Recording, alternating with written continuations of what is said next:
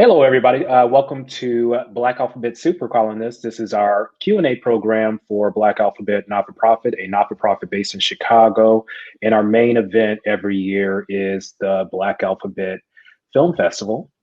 And today I'm joined by Jesse, the writer, director, and you're featured in the film as well, Stormy, Rhapsody. Slightly. And we'll talk Not about about that me. as and we'll talk about that as well. So let's start off with this, Jesse. Let's talk a little bit about you and your background. This is your first film as a director and writer, That is correct. but you've been in the arts community for a very, very long time, particularly well known in Chicago. So tell us a little bit, or our audience, about your background. Well, as far as the arts and entertainment, I was always fascinated with films. So I remember being much, much younger, decades ago, attending a screening at the Music Box Theater for the Chicago International Film Festival. And I saw an amazing film from Argentina. And it had such an impact on my life, I wanted to get involved. So I remember them passing out volunteer slips. So I basically said, hey, I'd love to volunteer. So I was called in to volunteer, and I started volunteering just by kind of stuffing envelopes, addressing envelopes, being a receptionist, and also doing that basically in my free time away from my regular job. So, I really enjoyed it so much that then I wanted to work there full time. So I started working there full time in the 90s for about 3 years with their marketing.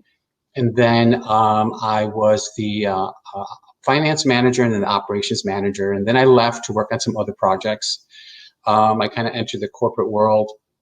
And then I started kind of working with other artists, music artists, and also producing films and consulting other filmmakers on how to better their films, how to get it out there, how to market it.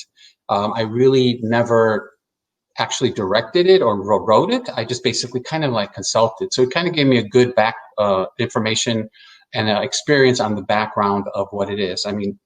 One of my music videos was for Sony. It premiered on MTV. I did a couple of projects in Puerto Rico. I'm Puerto Rican myself. And it got a lot of recognition in festivals. And then I helped a film tremendously in Chicago called On the Down Low by Tadeo Garcia. So I saw this film and I thought it was really, really good, but it was not getting any kind of traction at all. So I looked at the film and I said, I think I know what the problem is. I said, if you give me the chance, I can kind of give you some advice on how to edit it or what to edit. And then perhaps we can go back and address that and then reconnect with those festivals whose deadline has not passed. So we did that. So basically we took like the first 20 minutes, we moved it over, we chopped up a bunch of stuff. We took out a lot of unnecessary stuff, tightened the film, and then started getting it out to different film festivals, particularly Latino film festivals and LGBTQ festivals. And it won a lot of awards. It won the New York Best USA Narrative at I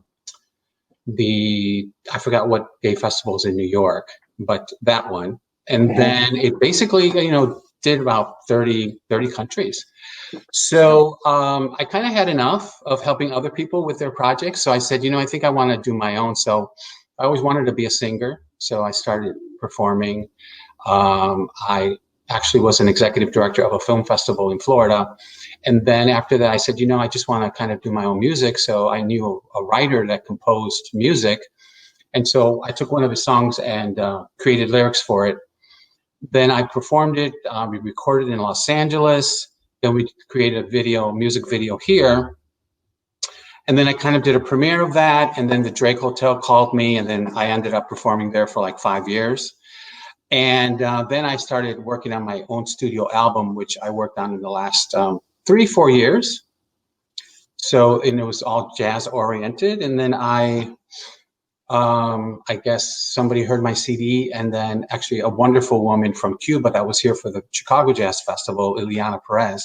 So she invited me to the Havana Jazz Festival. So this past January, I was a headliner at the Havana Jazz Festival, which was an amazing experience. And as soon as I got back, the first COVID case in the US was documented. So that kind of put a stop to a lot of things, but it allowed me to work on Stormy Weather Rhapsody as far as the post-production, fine-tuning it, and then finally getting it out to the public. So there was a silver lining with all that, because now it forced me to focus on Stormy Weather Rhapsody project. Very cool. And I sent it to you guys, and here we are. Here we are. So I'm always interested to see how people hone their skills as artists. Did you get a formal education in it, or did you just, work hard and make it happen? Yeah, I've never had any music classes. I've never had any film classes at all. I just had a passion for both. I loved music. I loved jazz. 2 movies had a real impact on my life. A documentary by Bruce Weber about Chet Baker. They had a tremendous impact on my life. And he's a tremendous influence on my music and what I perform. And also the Billie Holiday biopic with Diana Ross. After I heard that, then I became familiar with Billie Holiday. And then through Billie Holiday and all her music, I became familiar with jazz and all the composers of jazz. And that got me interested in also doing research on vocalists and also the composers and the writers and the stories. And then, at a late age, I said, this is what I think I'm supposed to do. I'm supposed to sing. And that's what I did. And then that led me to do an interview for DePaul Radio, a jazz station with David Sims. And then Joel Hall heard my interview, and he heard my live recording of Stormy Weather. And then he contacted David Sims at DePaul and said that I'd like to meet Jesse. And then before you know it, we met, and then we were on the same radio program. And then we decided to collaborate on a live production of Stormy Weather. Very cool. So for those of you that don't know, that are not in the Chicagoland area, since this is virtual this year, a lot of people outside of the area may watch this film, particularly at Black Alphabet. Joel Hall is a legend in Chicago, a legendary choreographer, dancer, and he owns his own dance studio. I believe Joel is now officially retired. Yes, but he's still very much involved. But he's engaged, in the process still. So let's talk about how you got to making this film. And as we mentioned off air before we went live today, this is based on some real events. Yes. So what inspired you to make this your first directorial debut, I should call it? Well, I went to a performance of Joel Hall's. He does a kind of holiday special called Nuts and Bolts. And so I read in the program book, one of the dancers in his bio said, Joel Hall saved his life. So I was very curious to know what it was that, what was it about this particular person's life, and how did Joel save that? So right away, I thought of a concept of this must be a real powerful thing, because I do believe that the arts can save a person's life. I mean, it certainly has had a lot of impact on my life and me being able to cope with a lot of things. So I explored that. So with Joel's permission, I contacted this individual and I had a meeting with him, and I said, look, I'm thinking about doing a short film project about, your situation and what happened. So he basically told me what the challenges were that he was going through. And then I thought, I would like this to be more inclusive. So after I talked to Jackie and Joel, I said, I would like to kind of have all of the dancers write anonymously some of the challenges that they've faced, that they've been through. Could be personal, it could be business, it could be relationship. And then submit them to me so that I can then put a screenplay together. And it would also include the song Stormy Weather Rhapsody, because we were preparing for one of Joel's shows called Anja, The Unexpected, but it also included that. But before that, I had performed Stormy Weather Rhapsody with Joel Hall and the dancers. But there was a lot of behind the scene things that were going on in preparation for Stormy Weather Rhapsody so that the certain dancers could be in this particular number because they really wanted to be a part of that. So we basically took all of those stories, put them together, and I wrote the script. Nobody really knows whose story it is, but they are all true stories. And that's kind of how it came to be. Cool. So let's talk a little bit about the process of making this film. For the most part, most of the characters and people featured in the film are not traditional actors. None of them are. So, and personally, I thought they're very talented. Yeah, very talented. But some of the people that are in the film are really come through as authentic because they've lived this experience. So, talk about what your process was like directing people that are not generally actors. Well, you bring up a good point. We really wanted this to feel very real. Mm-hmm. And to be quite honest, there was a two-man crew. It was myself and the director of photography named Kobe Swissa. So it's basically he and I, and occasionally some lighting. But really that was it. But we wanted to create a kind of a lot of people ask, is it a documentary after they see it? And I said, no, this is not a documentary. You could call it a docudrama because it is based on true story, but it is not a documentary. It is scripted. Some things are altered. All the names are changed except for Joel and Jackie. They're the only ones, and mine. Our names are the same. We play ourselves, but everyone else is portraying somebody else. So we definitely wanted to keep that feel. And I think that it enhances the story. It doesn't come off as pretentious. And I think it allows a person to really get involved, the viewer to really get involved, to feel. And there's no makeup. Nobody's dressed to the nines. Nobody has any makeup. They are as they are. But I'm happy to say that I was able to, although it was an independent film and they're not professional actors, they all got paid SAG-AFTRA indie rates. Oh, wow. Oh, great. So everybody got paid. It was very important for me that everybody got paid because, there's so many projects out there that never get completed. And I would hate for the actors to think that they wasted their time. So even if the film project wasn't a success, at least they would have gotten something for it. But thank goodness it is getting some traction right now in festivals, including yours. And so I think, and it takes a while for it to kind of get traction because how the festival circuit is. Films aren't really submitted until months before the actual festival takes place. So nobody really knows. And of course, with the challenge of COVID. But I mean, I think that's what is appealing to a lot of people. The fact that it's in Chicago, it's urban, the diversity in the film, which wasn't necessarily planned. It just happened that way. We have in the cast people of all walks of life, really. Yeah, and I think it's also for our audience's information, it's unique in a sense that we know that behind the scenes there's LGBT people in front of the camera, there's LGBT people in this film, but that's not the focus of the film. Right. And it's just nice to see a well-rounded story that doesn't necessarily have to focus on sexuality. So that's why I gravitated towards the film. Part of the process of film, people really like to know, as I'm sure you know, how long it took you to film it and what that process was like.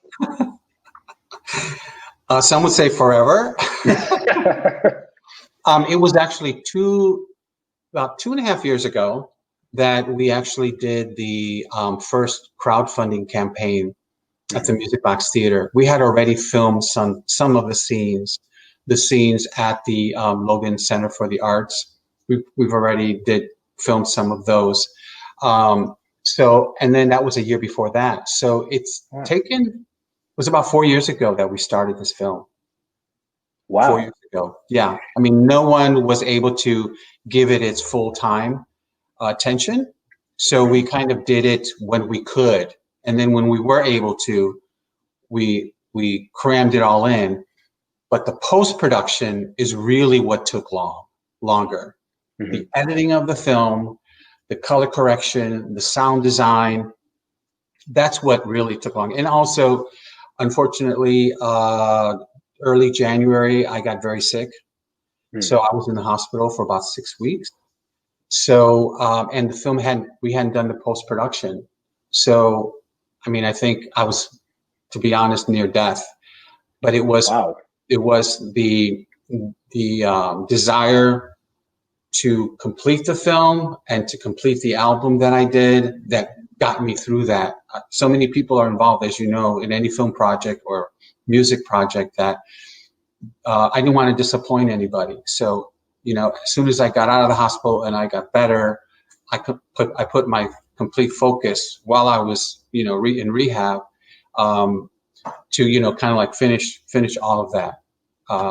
So there's always things that come up that you don't expect. You know, the thing I tell everybody, whether it be painting your house or directing a film, producing a film, it's going to take longer and it's going to cost more than you think, always.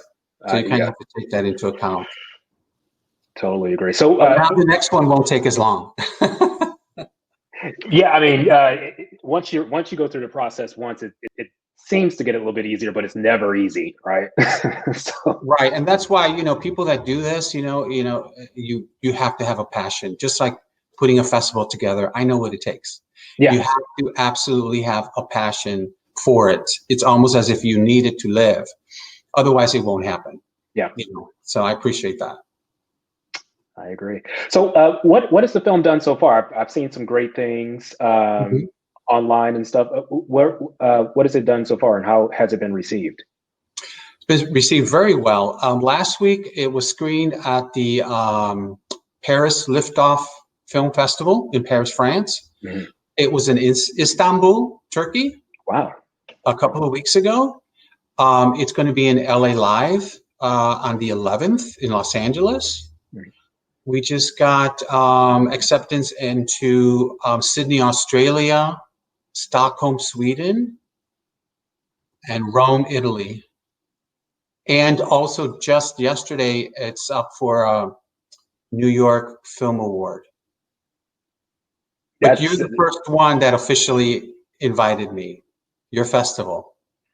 That's big. I mean, for your first, and obviously you're a veteran in the industry, but for your first film to do all of that, that's huge. And, you know, if we weren't living in a COVID world right now, you probably would, you know, attend some of those festivals overseas, which is always exciting.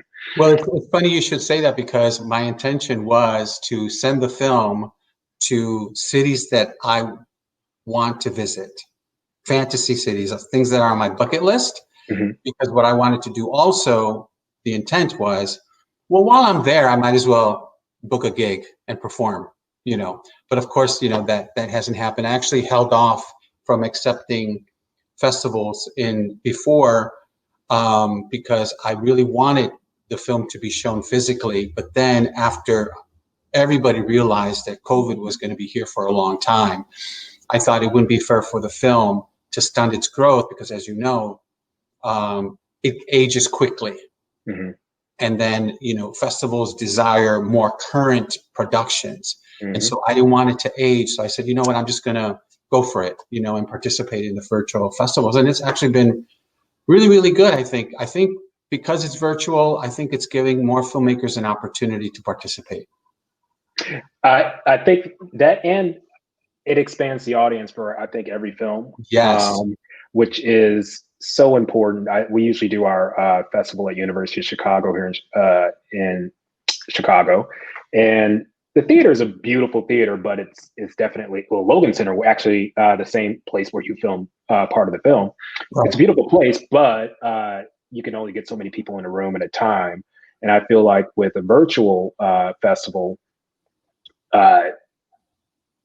in one case, 50 people may have seen the film. In this case, maybe 150 people may be able to enjoy the film. So it's really a great opportunity for not only us, but the filmmakers to kind of make sure that people are seeing their work, which we all want to do. Right, So I agree. And that's actually for the career of the filmmaker, it's really, really good to be able to say that the film has participated in so many festivals. I mean, my intention for this film is for it to be a kind of preview for a larger project. So, the next step with this project is to kind of create a limited series for, a platform like Netflix or Hulu. So, Stormy Weather Rhapsody, as it is now, it introduces you to characters. And my hope was that as you are introduced to a character, there's enough interest that you want to know what is their stormy weather that they're going through. What are the challenges that they're going through? So we can flesh each of the stories out. And for editing purposes and for time purposes, we weren't able to flesh out some of the stories as much as we wanted to. But that's my goal. My goal now is to develop an 8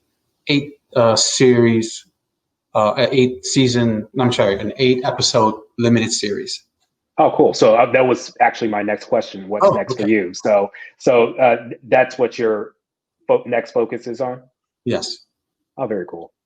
So with this film, and this will be my last question. With this film, what do you want the audience to walk away with? I want the audience to know that each individual is going through some challenges, even more so. I mean, when I had my episode and I had to go to the hospital, it was after I filmed it. So I went through my stormy weather after the film was shot. So whether we realize it or not, every individual is going through their own stormy weather, their own challenges. And we have to be sensitive to that. And not assume that just because everyone or a person seems to be all together and happy, that's not necessarily the case. So when we talk to people, we should always keep that in mind, that